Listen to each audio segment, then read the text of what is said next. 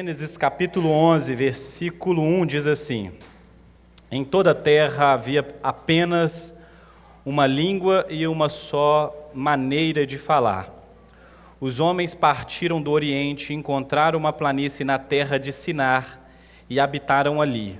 E disseram uns aos outros: Venham, vamos fazer tijolos e queimá-los bem.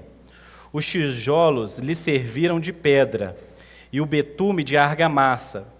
Disseram: Venham, vamos construir uma cidade e uma torre cujo topo chegue até os céus, e tornemo-nos célebres nosso nome, para que não sejamos espalhados por toda a terra.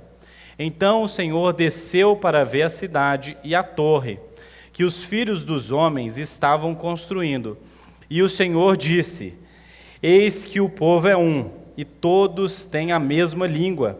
Isto é apenas o começo. Agora não haverá restrição para tudo o que planejam fazer. Venham, vamos descer e confundir a língua que eles falam, para que um não entenda o que o outro está dizendo. Assim o Senhor os dispersou dali pela superfície da terra, e pararam de edificar a cidade.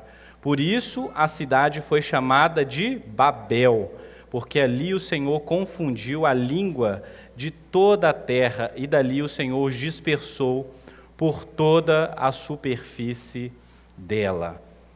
Essa é a porção das Escrituras dessa manhã. Eu queria te convidar mais uma vez a orar, a falar com Deus. Enquanto eu oro aqui, ore pela minha vida. Estou com a dor nas costas aqui, está difícil de falar, viu? Acordei essa manhã com dificuldade aqui. Ore pela minha vida para que eu chegue até o final desse sermão aqui, em nome de Jesus. Vamos orar? Senhor Deus, essa é a sua palavra e essa é a grande oportunidade que o Senhor nos dá, de ouvir o Senhor falar com a tua igreja, por meio do teu servo, por meio da pregação, por meio da leitura das Escrituras. Nós somos o povo da palavra de Deus, ó Pai, sabemos que daqui procede vida para as nossas vidas, orientação para as nossas decisões, de como nós devemos viver nesse mundo, esperança, ó Pai, para aquele que está cansado, abatido, para aquele que está enfrentando trevas, que o Senhor, ó Pai, possa trazer também consolo, edificação, correção. Deus, nós pedimos do Senhor, ó Pai, fala com a tua igreja, em nome de Jesus. Amém. Irmãos, o que é uma torre e uma cidade? Essas são as perguntas que a gente deveria fazer ao ler esse famoso texto, da história de Babel. Babel é essa cidade que está sendo edificada em uma torre, que depois vai se transformar naquela outra, Babilônia. Eles compartilham de pecados semelhantes, o orgulho, a independência de Deus. De certa maneira, todas as cidades, elas são Babel em um certo sentido, ou Babilônia em um outro, e também um pouco daquilo que nós queremos construir, um pouco de Jerusalém. No final da exposição, eu vou tentar fazer esse paralelo entre a cidade de Deus e a cidade dos homens, e como nós vivemos nessa tensão entre essas duas cidades, porque como habitantes de uma nova realidade, nós cantamos aqui várias canções que falavam sobre o reino de Deus, e você é um habitante do reino de Deus, como os habitantes do reino de Deus vivem também no reino dos homens. Essa é a grande tensão da nossa vida, como glorificar a Deus em um mundo caído, mas onde Deus ainda é o soberano, onde nós ainda somos convidados e convocados a ser uma nação de reis e sacerdotes aqui, onde nós vivemos. Mas antes, como eu disse, nós devemos fazer algumas perguntas. O que é uma cidade? O que é uma torre? Uma cidade é esse lugar que é construído para que as pessoas habitem. A cidade, como nós falamos no início dessa exposição de Gênesis, de que a ideia de Deus, quando coloca o homem no jardim, é para que o homem pudesse expandir o jardim até que esse lugar de maravilhas, de delícia, de todo o suporte de Deus pudesse se transformar em uma grande cidade, habitável, protegida, frutífera, onde os nossos dons, aquilo que Deus nos colocou, as nossas personalidades e nós como as pessoas, pudéssemos estar em um ambiente onde a gente pudesse frutificar, crescer, multiplicar e glorificar a Deus. Eu já ouvi vários relatos, inclusive de pessoas aqui na nossa igreja, que fizeram a sua migração do interior para a cidade. Por quê? Porque nas cidades, normalmente, você tem mais oportunidades de emprego, de desenvolvimento, de estudo. A gente faz esse movimento de vir para as cidades porque as oportunidades para o desenvolvimento humano aqui são maiores, não é verdade? Todo mundo quer fugir para o interior, mas a gente quer fugir para o interior o quê? Com o bolso cheio, não é verdade? A gente quer ir para o interior, mas o quê? Depois de conquistar a batalha da vida, não é isso? A gente quer ir desfrutar das montanhas, mas a gente quer o quê? Você não quer ser feliz no simples, né, meu irmão, de verdade, né? Você quer morar numa boa chácara, com um bom carro, né? Tá tudo legal ali para você, com um bom plano de saúde, se caso aconteça alguma coisa, você corre para cá. Normalmente, a cidade proporciona o crescimento, você aprende outros idiomas, você aprende profissões, você desenvolve a sua profissão, você conhece pessoas, o network. A cidade, como diz o Tim Keller, é um caldeirão de cultura, onde você vai sendo transformado, você vai interagindo. Mas a cidade não é toda essa coisa boa que eu estou falando também, não. Na cidade nós temos também a potencialização do pecado na vida humana. Se o Tim Keller disse bem que aqui existe mais imagem de Deus por metro quadrado, porque todo mundo está acumulado, amontoado um em cima do outro, aqui também há muitos traços do pecado, né? A violência, a miséria, a desigualdade social, tantas coisas que convivem junto, né? Então a gente vive nessa tensão entre olhar para a nossa cultura, olhar para a nossa cidade e ver aspectos positivos, aspectos negativos, e a gente vai, como diz o outro aí, sambando, né? A gente vai vendo como que a gente vai vivendo e a gente vai fazendo as nossas concessões, as nossas adesões e vai tomando as decisões de continuar aqui, como muitos de nós aqui falando, não, provavelmente eu vou morar aqui em Lagoa Santa ou Vespasiano, aqui por perto, mas eu gosto de estar aqui porque aqui eu tenho todo mundo perto de mim, todas as coisas que eu gosto também. Mas o que é uma cidade para essas pessoas? Para essas pessoas que estão desenvolvendo tecnologia. É engraçado, Gênesis capítulo 1 a 11, como mostra a origem das coisas, do pecado, da graça, do povo de Deus, das tecnologias, como no capítulo 4, o início das artes, da música. Aqui nós vamos ver o quê? O início o quê? Da tecnologia, da engenharia. Vamos cozinhar, assar o barro para que ele possa se tornar mais forte. Sabedoria para fazer algo bom e pecado para transformar algo bom em algo ruim. Construir tijolos, fazer tijolos que possam servir de pedra é algo bom. Usar betume como argamassa manifesta a sabedoria e a graça que Deus derramou nesse mundo, nessa terra. Capacidade de aprender, de modificar, de transformar. Deus deu isso aos homens de maneira graciosa, abundante. No entanto, essas pessoas, os filhos dos homens, estão transformando essa graça de poder construir, modificar, modelar em algo ruim, porque eles desejam construir uma cidade e construir também uma torre, para que na construção desse monumento eles possam se vangloriar, eles possam trilhar um caminho de independência, de glória própria, onde eles próprios podem dizer como nós somos importantes, como nós somos inteligentes, como nós somos independentes do Deus que criou todas as coisas. Se Ele fez o universo, que se dane. Nós podemos fazer uma cidade e uma torre que toque o alto céus. Nós também podemos chegar no divino. Nós também podemos habitar no celestial. Nós também podemos fazer algo impressionante nesse mundo e marcar os nossos nomes na história.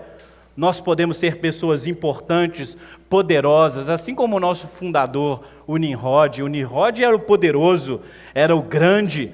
Nós também queremos ser esse tipo de gente nas nossas histórias, pessoas poderosas, pessoas de posses, de grande grandes construções. É isso que o texto diz.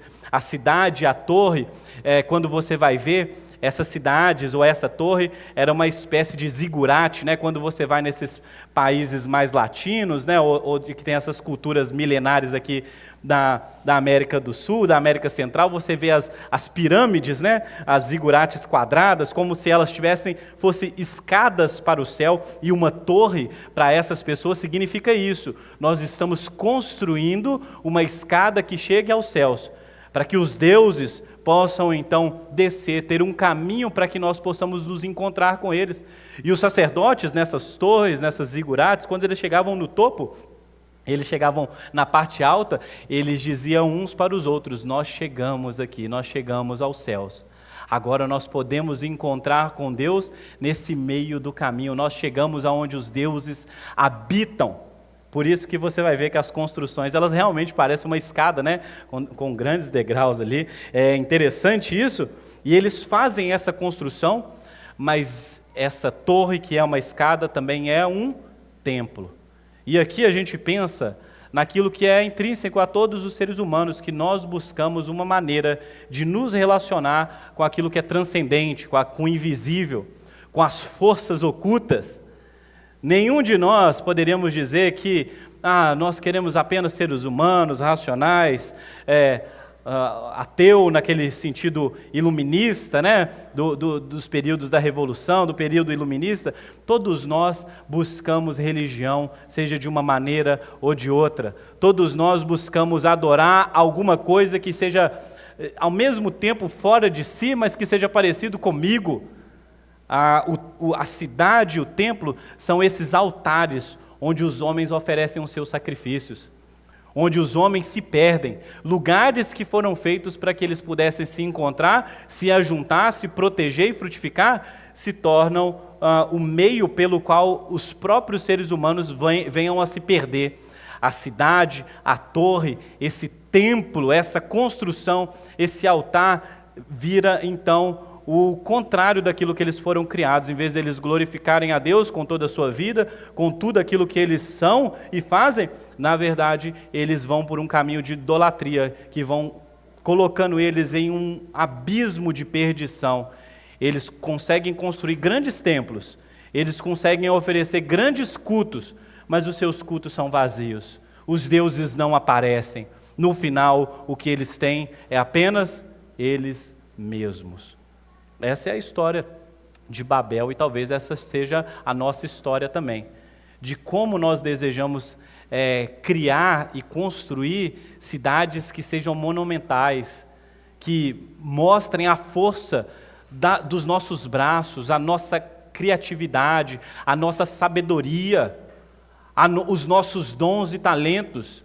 E quem sabe a gente coloque uma torre lá que fique estampada como um outdoor, para que todo mundo veja como nós somos bons, como nós somos autossuficientes. Um outdoor que aponte para nós, para o nosso pecado e para a nossa alienação. Muitas vezes é isso que significa. É tudo um jogo de poder, é tudo um jogo de como eu posso mostrar que eu tenho mais, que eu sou mais do que os outros.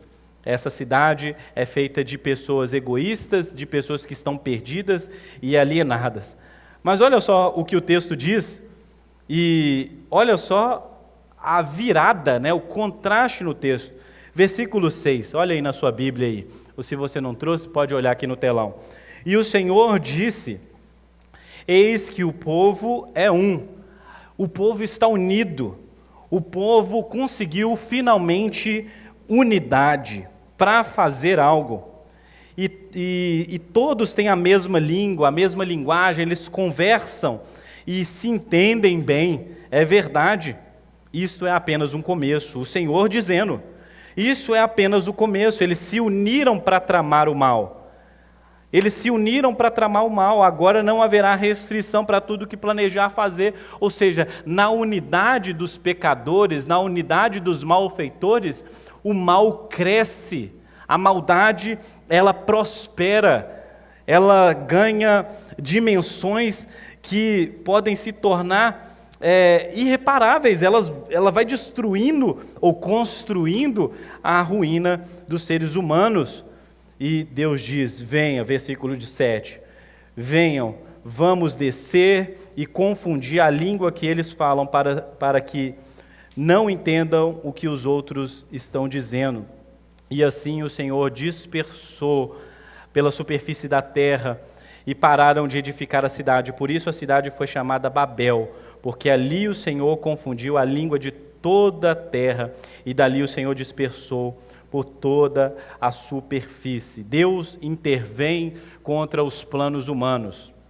A grande questão aqui nesse texto, o que a palavra de Deus deseja nos ensinar aqui, é que quando os seres humanos eles se ajuntam, por mais que seja algo bonito, falar a unidade das pessoas, eles conversam eles estão construindo, fazendo monumentos, criando cidades. Quando eles fazem isso, sem que isso esteja diante e dentro da vontade de Deus, Deus intervém contra os planos humanos. A ironia dessa passagem está expressa como o autor coloca as coisas aqui, a mediocridade dos homens. Você percebeu isso no texto? Você olhou para o seu texto e percebeu a piada ou a ironia, assim como no Salmos capítulo 2? Você lembra do Salmos capítulo 2 que o Wilker leu nessa manhã? Eu lembro para você. Dos céus Deus ri. Os homens estão tramando planos, os reis estão se ajuntando, eles estão tentando fazer algo contra o ungido de Deus, contra o próprio Deus. Eles estão maquinando o mal, eles estão usando a sua sabedoria, a sua inteligência, eles estão ajuntando um exército contra Deus.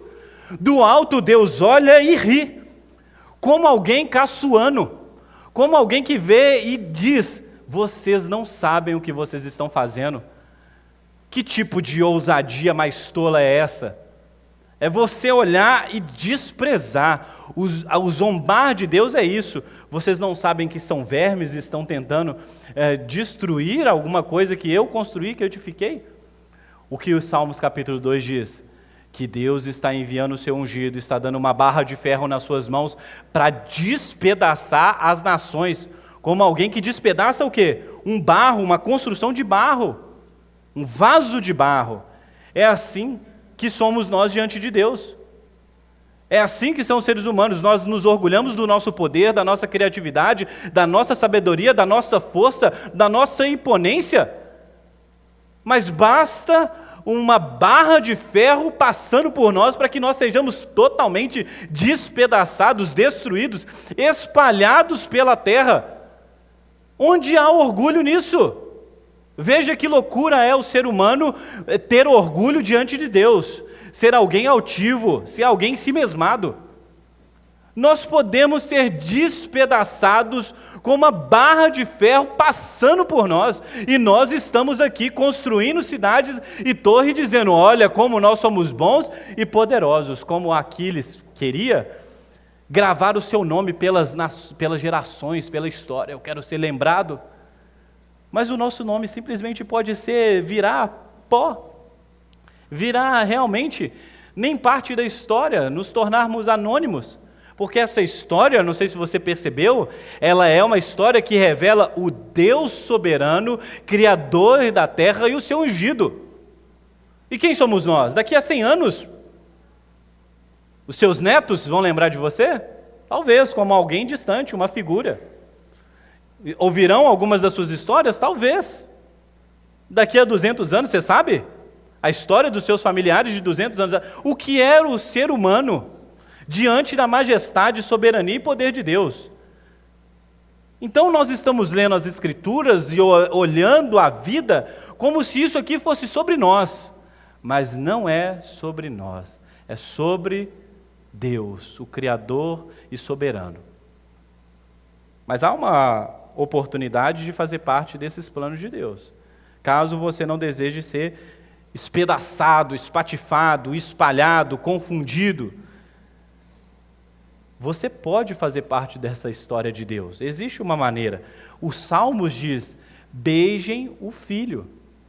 Beijem o filho, para que na sua ira ele não venha contra vocês. Você pode ainda se prostrar diante dele, você pode reconhecer quem você é. e experimentar então a exaltação dos humildes, mas que Deus o faz e não você mesmo. Não há autoexaltação, não há autoglorificação, mas quando Deus decide pegar pecadores inúteis, vermes, pó, barro, como nós somos, e nos transformar em seus instrumentos, ou como o apóstolo Paulo diz melhor, vasos de barros que contém em si, ou que Deus guarda em si, ou em nós, a sua glória. Somos vasos de barro que guardam a glória de Deus. Quem somos? Vasos de barro, mas com a glória de Deus. E isso é algo extraordinário. Mas somos vasos de barro. Lembre-se disso.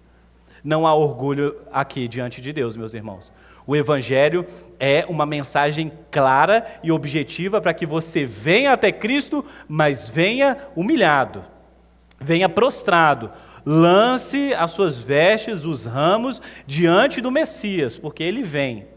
Aqui não há espaço para arrogância. Deus não divide a sua glória com ninguém, nem com Babel, nem com esse povo extraordinário, que transforma barro em tijolo, tijolo quase que pedra, não é isso? E que cola um ao outro, é extraordinário, mas eles serão dispersos. Essa é a grande ironia. O texto está aí, veja a ironia. Se no Salmos capítulo 2 isso está explícito, aqui mais uma vez, Deus desce do alto os céus para ver. Como um cientista, ou uma pessoa que vê um formigueiro lá no seu jardim e pega uma lupa e desce, se agacha para ver aquela complexa e bonita extensão de um formigueiro. Deus desce para ver o que os homens... A glória dos homens é essa? É essa a glória dos homens? Construir uma cidade, uma torre? É essa a glória dos homens? Deus desce para ver. Por quê? Porque eles achavam que poderiam chegar onde Deus habita, mas eles não estão lá. Deus desce para ver, porque eles são pequenos, eles são microscópicos, eles precisam de uma atenção. Deus precisa descer para ver, porque não se consegue ver de lá de cima. De onde Deus habita, Ele olha e fala, formigueiro. É assim as nossas construções. É assim as nossas glórias. É isso? É isso que você acha que é grande? É esse o outdoor? O outdoor diante de outras formiguinhas é algo grande. Mas diante de Deus é o quê? Algo pequeno, efêmero. É esse tipo de glória que você vive para construir? É esse tipo de coisa? Essa é a coisa grande da sua vida? Esse é seu propósito de vida? Se é algo grande? Se é alguém extraordinário nessa vida? Eu quero fazer algo grande para si mesmo, para a sua glória, para a sua reputação. Veja como isso é uma piada. Essa vida é uma piada. E a gente só não poderia, todos nós estamos rindo aqui, porque essa piada é contra nós. Nós somos essa piada diante dessa grande história. Quando nós intentamos construções magníficas, sem que Deus seja parte disso, sem que a glória de Deus seja almejada nos nossos planos, nas nossas construções, nas nossas cidades, nas nossas torres. O que Deus tem a ver com isso? Essa é a grande pergunta que você deve fazer nessa manhã. O que Deus tem a ver com o meu sucesso, com as minhas construções, com os meus bens, com aquilo que eu faço, com a sabedoria? Quando eu junto barro com argamassa e transformo em pedra e muros, o que Deus tem a ver com isso? Porque se Deus não tem nada a ver com isso, isso é transitório, é efêmero, é passageiro, é tesouro na terra, não é tesouro nos céus. É glória dos homens, não é glória de Deus. Mas se a sua glória, se a sua vida é uma vida para a glória, para a beleza, para o louvor de Deus, então aí sim você está trabalhando para algo que é eterno, algo que vale a pena ser celebrado. Algo que Deus pode dizer naquele último dia, servo bom e fiel, fosse fiel no pouco, esse pouco que Deus nos dá, isso ainda é celebrado. Esse pouco que nós fazemos em nome de Jesus, para a glória de Jesus, isso é valoroso. Minha pergunta para você, de novo, em que você tem se empenhado nessa vida? O que você vai construir, o que você entrega para Jesus no final, o que você diz para Ele, fala, olha, é isso que eu fiz com o meu tempo, é isso que eu fiz com o meu dinheiro, é isso que eu fiz com as minhas habilidades, com os dons que você me deu, eu entrego isso para o Senhor, esse é o meu culto. Ou você entregará uma Babel, que você só pode se orgulhar diante desses homens. É isso? A sua glória é a glória dos homens? O seu reconhecimento é o reconhecimento dos homens? Aquilo que você fez de mais extraordinário nessa vida foi para você receber o elogio, o aplauso dos homens? O like dos homens, a curtida dos homens, é isso? É isso que você queria? Chegar e chamar a atenção, olha, o fulano chegou, ele é famoso aqui, e ser um completo desconhecido diante de Deus? Como aquelas pessoas que Jesus diz que nos últimos dias nós fizemos coisas em teu nome, nós curamos, nós profetizamos, nós fizemos a coisa toda, nós construímos cidades em teu nome. E Jesus vai falar, quem são vocês? Quem são vocês? Eu não conheço vocês, nunca ouvi falar sobre vocês. Vocês não tinham comunhão comigo, vocês faziam o que faziam para a glória de vocês. As curas, as profecias, as cidades, as torres, todas elas foram para suas próprias glórias. Vocês receberam o seu salário, não resta mais nada a ser pago. Você já imaginou chegar no fim dessa vida assim? Não é esse o tipo de vida que eu quero ter.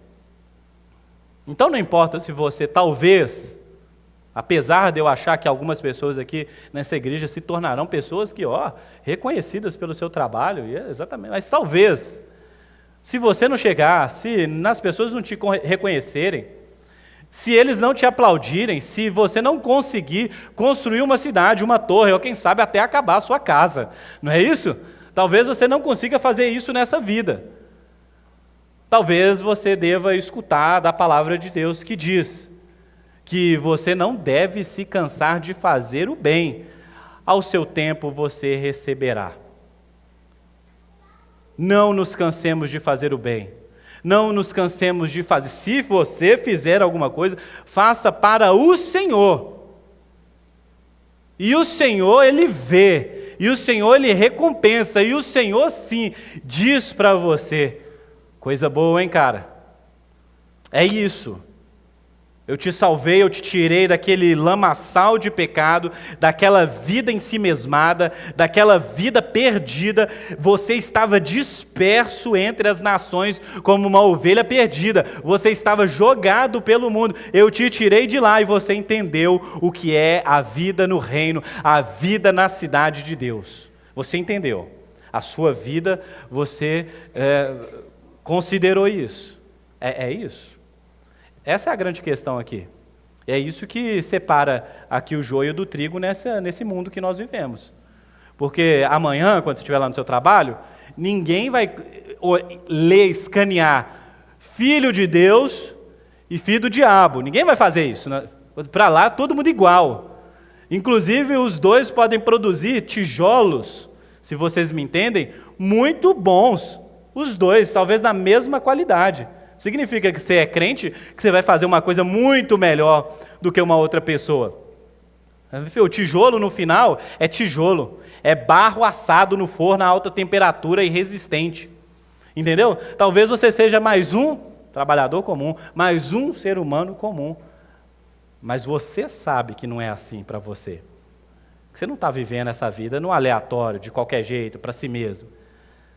Um copo d'água que você dá para uma pessoa é para a glória de Deus, é para o louvor do Senhor, é uma resposta de gratidão ao Evangelho que foi te apresentado. Você não pode viver de qualquer maneira nesse mundo, ou com essa consciência abandonada de alguém que é disperso. Você não é disperso, você é povo de Deus, você foi ajuntado para ser povo de Deus. Está vendo? Então há várias camadas aqui no texto que vocês precisam perceber, mas olha só, é interessante, a zombaria.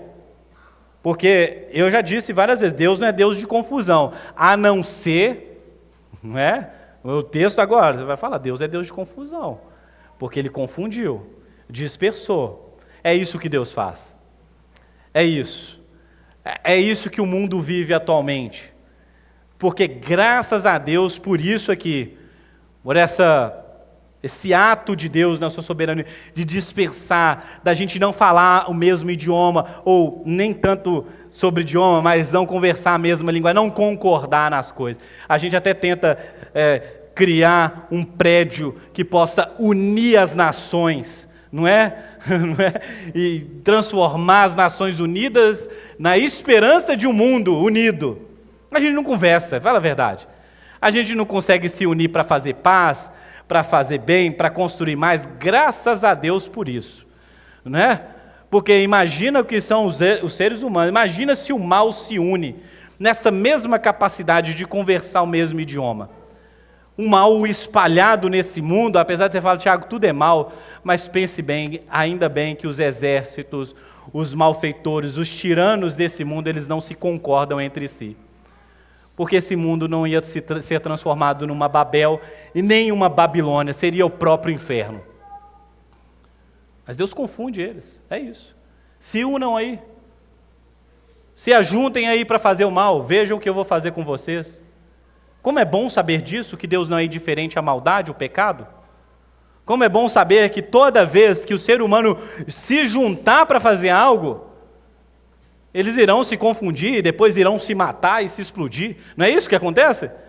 E graças a Deus por isso. E graças a Deus por isso. Às vezes nós vivemos essa utopia de que um dia nós seremos esse mundo unido, as leis e as coisas. Irmão, você está sendo salvo dessa realidade, você não está entendendo. Isso você só vai viver quando Jesus pisar nessa terra aqui. É o novo reino, é o novo céu, a nova terra, para uma nova humanidade, porque essa velha humanidade aqui, esse povo caído aqui, esses filhos do homem aqui, não presta para viver no novo mundo de Deus, sobre o governo de Deus, vivendo para a glória de Deus. Você não está entendendo isso? Não vai funcionar. Por enquanto, os paliativos estão sendo feitos, a igreja está espalhada no mundo. Quando não houver mais igreja espalhada no mundo, acabou, porque é o sal da terra que segura algum tipo de vida nisso aqui, senão apodrece tudo. Você não entendeu isso? É essa a sua função nesse mundo. Você está no mundo hoje, espalhado pelo Espírito Santo, e a palavra pode ser soprado pelo Espírito Santo. É o ato de graça e misericórdia de Deus nesse mundo. A igreja sustentando uma sociedade com a sua moral, com a sua ética, com os seus trabalhadores, com um povo que busca o bem da cidade.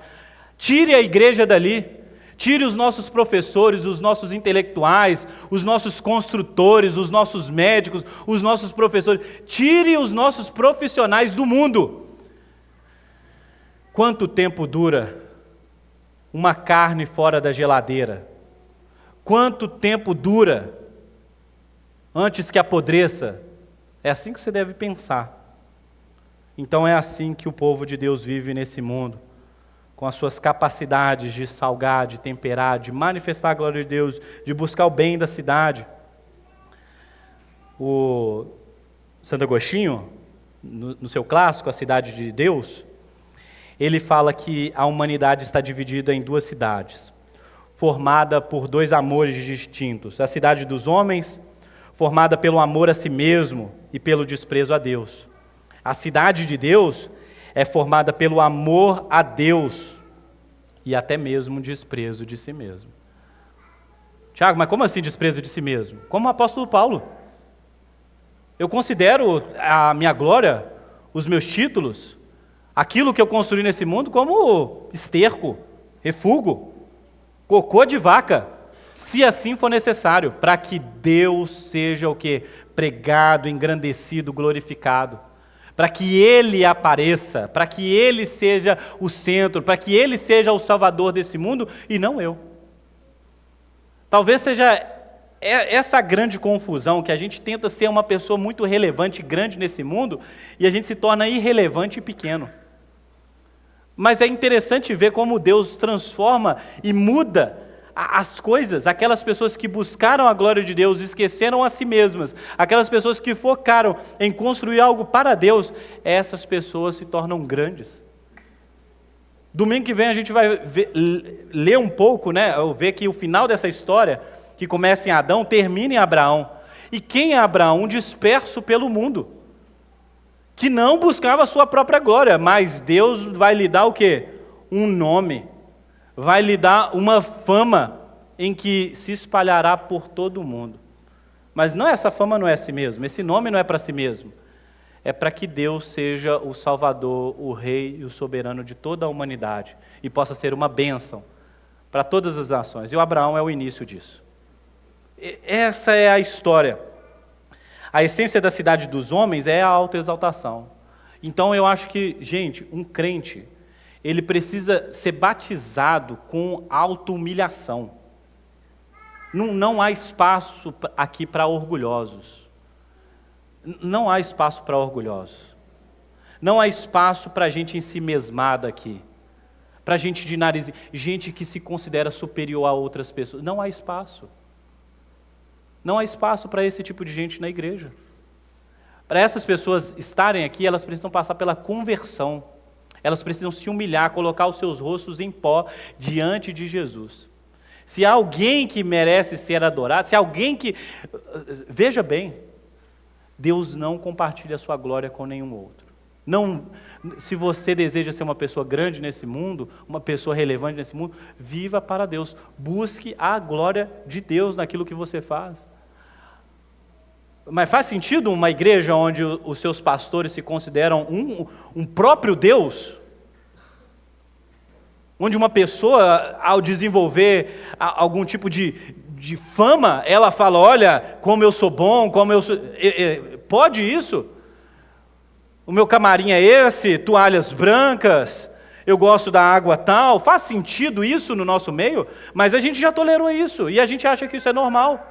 Por quê? Porque nós exaltamos a nós mesmos. E o Babel é o retrato final desse mundo que se exalta. É aquelas pessoas que desprezam a Deus e amam a si mesmo. O destino da cidade dos homens é a confusão. O destino da cidade dos homens é ser dispersos. É o orgulho. Quantas vezes a gente já viu isso?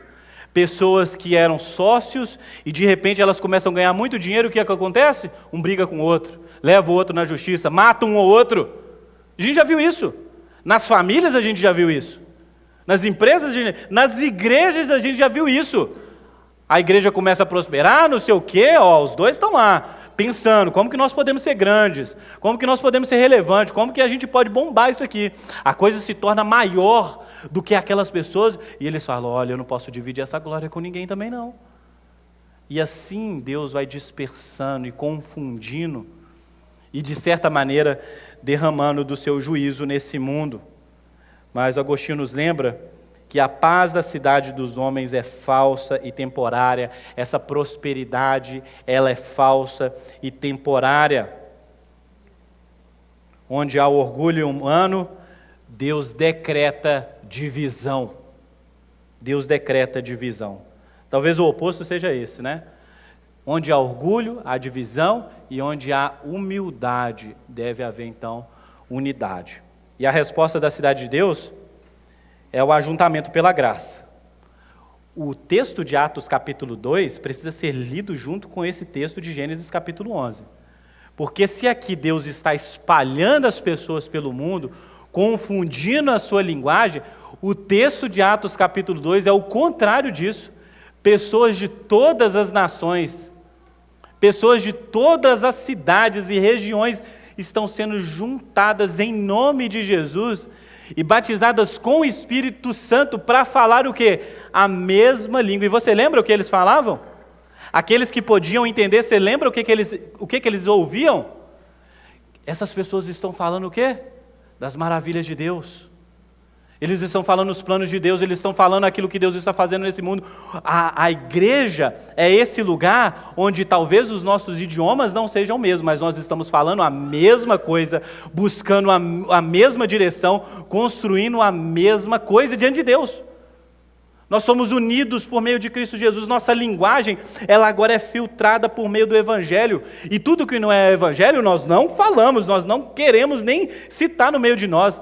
Mas se aquilo é justo, é piedoso, é amor, é bondade, é os planos de Deus para nós e os planos de Deus para esse mundo, então que falemos a mesma linguagem, que estejamos unidos, não em nós mesmos. O C.S. Lewis, ele falou que bons amigos podem ser feitos quando nós temos coisas em comuns.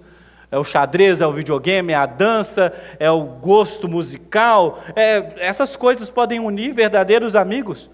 No entanto, os cristãos são unidos por uma coisa que não necessariamente é isso. Porque na igreja de Deus, você tem um que gosta de xadrez e o outro que fala que é chato. Você tem um que gosta de dançar e o outro que fala assim, que isso, meu irmão? Eu não faria uma coisa dessa. Estou quase me escandalizando, mas só não estou me escandalizando, sabe por quê? Porque o Evangelho é o fio condutor das nossas relações. Nós estamos unidos pelo sangue de Jesus. Nós cremos no mesmo Senhor e Deus. O seu Messias é o meu Messias. O seu rei é o meu rei. Nós estamos trabalhando para a mesma coisa, para Jerusalém celestial. A cidade que nós almejamos não é Babel, não é Babilônia, não é a Síria, não é o Egito. O que nós desejamos e almejamos é a Jerusalém celestial, onde Deus é o centro. Onde nós estamos lá lavados e remidos, e cantando uma mesma canção. Santo, santo, santo é o Deus Todo-Poderoso, Criador dos céus e da terra. Bendito seja o Cordeiro de Deus. São essas canções, é isso que ocupa a nossa mente. Está vendo? Por isso que a igreja é um lugar dos diferentes. Por isso que a igreja é plural, não no sentido de liberal, não, a igreja é plural porque aqui nós encontramos pessoas diversas, culturas diversas, línguas diversas, mas que estão unidas no pão, que é o corpo de Jesus, no cálice, que é o sangue de Jesus, diante da cruz de Cristo. Todos nós buscamos prostrados. Esse é o lugar que você pertence, diante de Deus, para a glória de Deus, que nossas vidas possam ser essa grande expressão de que nós reconhecemos. Veja bem, se o Adão e a Eva pecaram diante de Deus, se tornaram corruptos em seu coração, a ponto de pecarem contra Deus, a ponto de se rebelarem contra Deus, e essa rebelião foi tomando camadas, estratosféricas aí de maldade, de violência no mundo, e o Adão foi expulso desse lugar, ele foi colocado no lugar para construir, para cultivar, e foi expulso de lá. Se esse é o início de Gênesis, se esse é o início da história da queda, que agora nós possamos olhar para Jesus, o verdadeiro Deus, o segundo Adão, que é fiel a Deus, que garante um caminho de volta, um retorno. Se nós que estávamos espalhados por esse mundo, peregrinando, tentando encontrar uma cidade segura, um lugar para adoração, um lugar para que Deus pudesse descer e habitar, e esse lugar pudesse ser o lugar do encontro com Deus, se nós estávamos buscando isso por nós mesmos, nossa busca acabou, porque nós encontramos Jesus. É em Jesus, Deus e o homem, em que os céus e a terra se encontram. É o nosso templo, é o nosso jardim, é a nossa cidade, a nossa Canaã, o lugar onde nós podemos habitar, é o reino de Deus, é o seu corpo.